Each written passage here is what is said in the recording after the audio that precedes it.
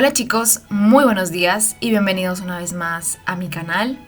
El día de hoy les he preparado un podcast con las distintas clasificaciones del jus, del derecho romano, y espero que les guste y sobre todo que les pueda ser útil.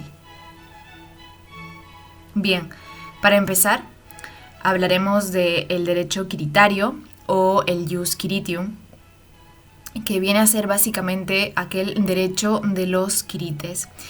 Esto es, en otras palabras, el derecho de los antiguos ciudadanos romanos a quienes se les aplica posteriormente el más antiguo derecho civil, llamado en latín el jus civile. Una segunda categoría es precisamente el derecho civil o el jus civile. Esta categoría viene a configurarse como el derecho vigente en Roma que se aplica exclusivamente a los ciudadanos romanos, a los cives. Originariamente estaba conformado por la interpretación de los colegios pontificios en torno a aquellas costumbres tradicionales, o traducido al latín como mores maiorum, y a las normas de la ley de las 12 tablas. Con el tiempo, su ámbito se extendió al derecho emanado de las leyes, los plebiscitos, los senado-consultos, la jurisprudencia y las constituciones imperiales. Una tercera categoría vendría a ser el derecho honorario o el jus honorarium, que según Papiniano se configura como aquel derecho que por utilidad pública introdujeron los pretores, con el propósito precisamente de corroborar, suplir o corregir el famoso derecho civil. Por tanto, el derecho honorario emana de aquellos magistrados investidos de la facultad de decir el derecho mediante los edictos, especialmente con función jurisdiccional, como es el caso de los pretores, los ediles, los curules, aquellos gobernadores de provincias y algunos magistrados municipales. Con la aparición de este derecho, con la aparición del derecho honorario, es que se instaura paralelamente al jus civile, al que influye e inspira, y bueno, por ende surge un dualismo entre el derecho civil y el derecho honorario que se refleja en la evolución de las instituciones jurídicas en el marco de Roma. Una cuarta categoría es el derecho de gentes o el jus gentium, y bueno, particularmente este derecho se constituye como aquel derecho común a todos los pueblos del Mediterráneo, del mar Mediterráneo, organizados políticamente, y comprende las normas e instituciones jurídicas que nacen precisamente de este flujo, de este tráfico comercial que se gesta alrededor del Mediterráneo entre todos los pueblos de la antigüedad. Es por ello que sus reglas son simples y flexibles y están desligadas de las antiguas formas solemnes, y más bien el derecho de gentes está basado en los principios de buena fe y equidad. Y también hay que recalcar que se aplica para resolver conflictos entre los extranjeros o también entre estos y los ciudadanos romanos.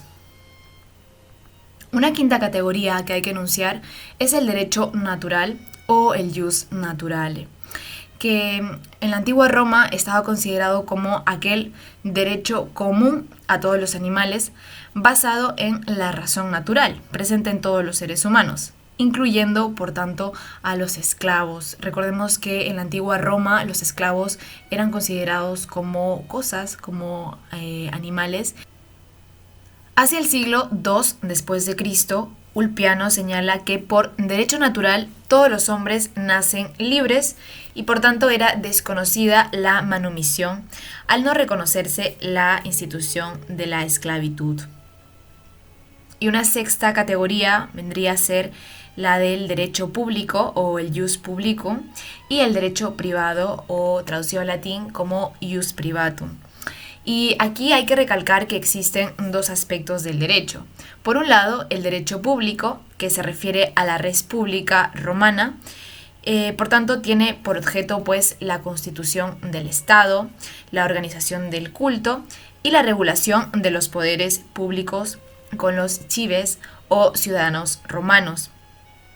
Y asimismo, en cuanto al derecho público, hay que señalar que es el ordenamiento religioso de los sacerdotes y de los magistrados.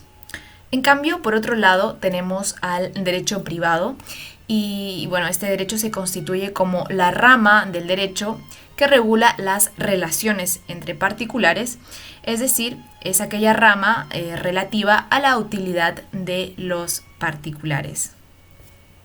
Una séptima categoría hace referencia a el derecho común, traducido al latín como jus commune, y al derecho singular o jus singulari. Bien, el derecho común es el conjunto de normas que son de aplicación general para toda la población. Sin embargo, en contraposición al derecho común, desde el punto de vista del jurisconsulto Paulo, el derecho singular es aquel que va contra el tenor de la razón, pero que de algún modo u otro pues ha sido introducido por la autoridad que lo constituye a causa de alguna utilidad. Es por ello que se trata de una norma que se aparta de la ratio iuris, de la lógica jurídica, la cual pues estructura el ordenamiento común vigente por causa de alguna utilidad pública. Y una octava categoría se refiere a el derecho escrito, jus scriptum, versus el derecho no escrito, o traducido al latín como jus not scriptum. En cuanto a la primera categoría, podemos señalar que es aquel derecho declarado por la ley o cualquier otra fuente autoritaria, que pueden ser, por ejemplo, leyes, plebiscitos, senado consultos, edictos de los magistrados o incluso constituciones imperiales en la época de los romanos. Mientras que cuando hablamos del derecho no escrito, hay que señalar que este no tiene una fuente autoritaria de creación, como la doctrina, aunque efectivamente exista por escrito. Por ejemplo, Justiniano señala que el derecho no escrito procede del uso o costumbres transmitidas de generación en generación, de manera que su existencia va a depender del uso cotidiano y del respeto que por él se observe. En un primer momento, la costumbre, hay que señalar, se denominó mores y posteriormente, en el derecho posclásico, se utilizó también el término de costumbre como consuetudo.